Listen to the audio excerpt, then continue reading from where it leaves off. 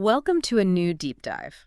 Today, our mission is to explore this massive, really slow-moving crisis that's just hiding in plain sight. We are talking about water security. Yeah, and it's fascinating because water is transitioning right before our eyes. Yeah. It's going from just a basic utility to, a highly critical economic and strategic asset. Exactly. I like to think of global water security like a trust fund. For decades, we've just been comfortably living off the interest, which is the natural water All cycle. right, but now we're aggressively drawing down the principal. We're draining these ancient underground aquifers way faster than they can naturally refill.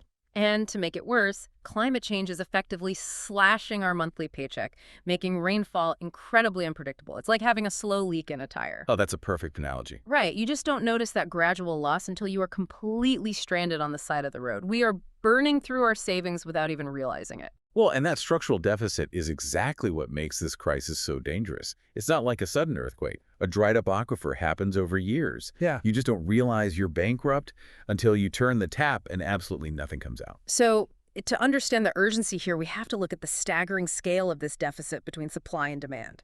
By 2050, global water demand is going to jump like 20 to 25%.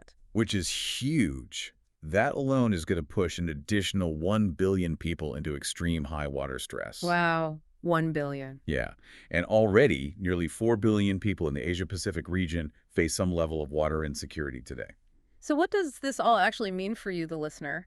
Is this just a farming and climate issue, or is our modern lifestyle draining the reserves? Well, farming obviously uses the most water, but this isn't just about scarcity. Climate change acts as this massive stress multiplier. It shrinks glaciers, makes rainfall erratic. Right. But our modern tech-driven economy is rapidly compounding that strain. Okay, let's unpack this modern strain because, wait, are you saying our cloud storage and digital tech are literally drinking our water? Yeah, I mean, they really are. It all comes down to heat.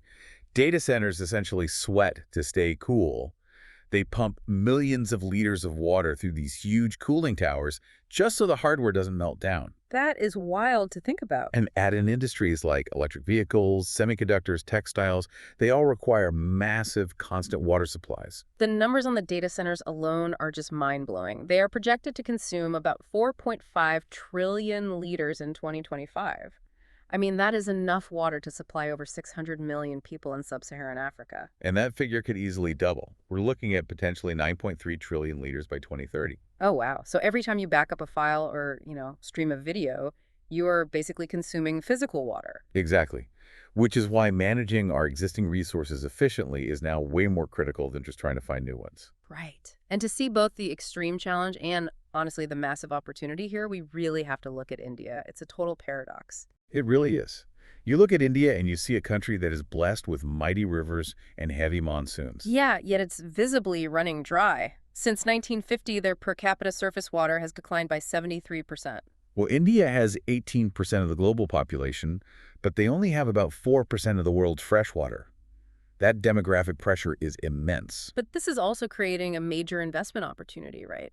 India's water and wastewater treatment market is expected to grow to $5.2 billion by financial year 2031. Yeah, they're going to need over 20 lakh crore rupees in infrastructure investment over the next decade. So what are they actually building with all that money? They're funding survival. So desalination plants to make seawater drinkable, smart irrigation that uses sensors to just drop water right on the plant roots instead of flooding whole fields. Oh, that makes so much sense. Right. And massive wastewater recycling setups, basically cleaning and reusing the same water continuously in cities and factories. So the big takeaway here is that water security is no longer just about conservation. It is the absolute foundation for future economic stability and global growth. Absolutely. If a factory can't get water, it shuts down. It's that simple. Which leaves you with a pretty provocative thought to chew on.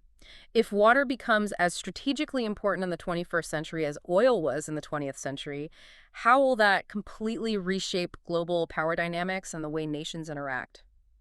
Just something to think about the next time you turn on the tap.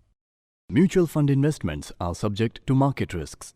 Read all scheme-related documents carefully.